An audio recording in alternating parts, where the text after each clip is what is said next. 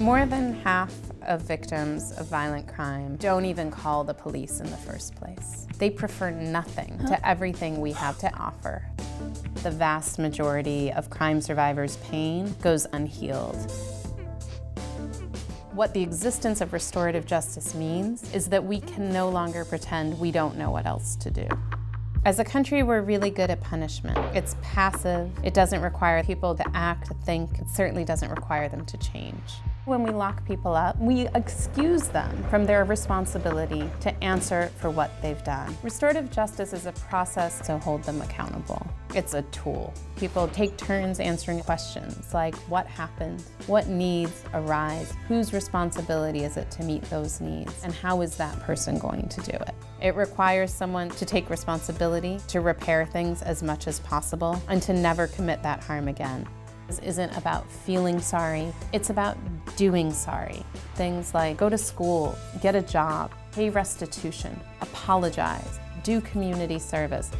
Restorative justice practices have been used to address low-level infractions like vandalism, up to addressing the impact of murders on the surviving family members.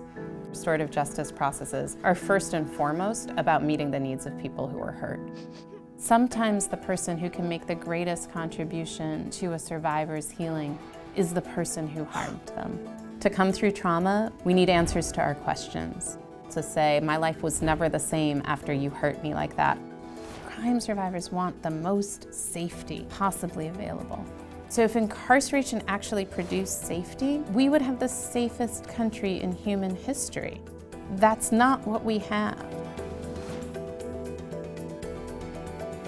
The core drivers of violence are shame, isolation, an inability to meet one's economic needs, and exposure to violence. And we bake those into prisons to try and keep people from committing further violence. Incarceration exposes people to exactly the things that increase the likelihood that they'll go on to harm others.